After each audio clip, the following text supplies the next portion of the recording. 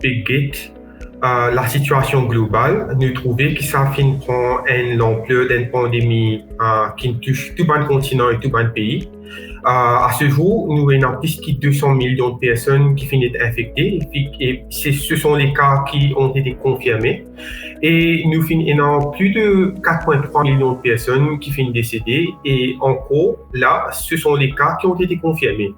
Ce que nous devons aussi comprendre, c'est que tout le système de répertoire de cas d'infection et de décès n'est pas vraiment un niveau qui nous capable vraiment faire confiance en termes de l'estimation parce qu'il nous connaît dans beaucoup de pays, surtout dans un pays qui est moins développé et n'a plus de difficultés par rapport à détecter ce cas-là et identifier qu'il y a des gens qui sont morts avec COVID-19.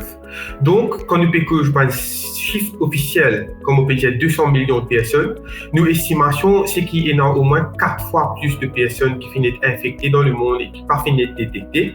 Et en termes de la mortalité, de 4,3 millions de personnes qui finissent décédées, nos estimations, c'est qu'il y a 2 à 3 fois plus de personnes qui finissent décédées. Comment nous trouver la situation en Inde, que partenant vraiment de support pour les gens qui sont infectés, qui sont d'hospitalisation, il y a un système qui est difficile à maintenir dépendant du pays que tu es.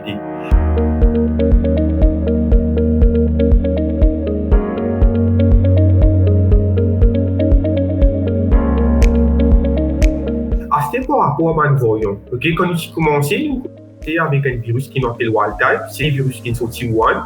Et avec le temps, un virus, normalement, il peut muter, il peut faire un changement. Et cette mutation-là, c'est un changement qui est arrivé par accident dans un micro-organisme comme un virus et une bactérie.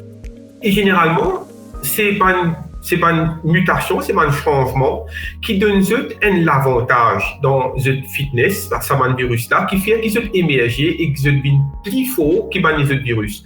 Donc, jusqu'à présent, nous trouvons l'émergence de différents variants. Nous trouvons Alpha, qui est ancien Kent, originaire du Royaume-Uni. Nous avons Beta, qui est un variant qui fait découvert en Afrique du Sud. Et là, plus récemment, nous finissons dans le variant Delta qui finit émerger en Inde, qui nous peut trouver qui prend une ampleur globale. Okay? Et nous pouvons focaliser notre attention sur le variant Delta parce que dans les mois à venir, les semaines à venir, nous pensons que ce sera le variant qui est prédominant à travers le monde.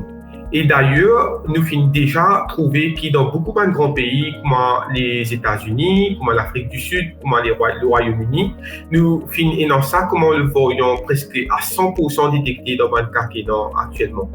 Et ce que nous devons comprendre aussi, c'est que ce variant-là, ce n'est pas un variant qui émerge à cause de la vaccination.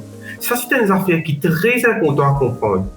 Bon, quand nous faisons la recherche, généralement, surtout dans un contexte épidémique, nous prenons un échantillon à travers le temps et nous gardons. C'est un échantillon archivé. Okay? Ça va un variant qui nous fait détecter, Zodi, alpha, bêta et delta là.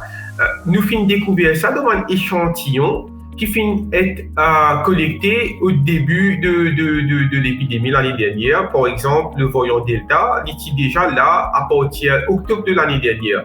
Donc, c'est faux de dire que les vaccins sont la cause principale de l'émergence des variants parce que, par exemple, en Afrique du Sud, vaccination vient commencer en février et le variant bêta nous connaît, nous finit de détecter de sa présence déjà en janvier.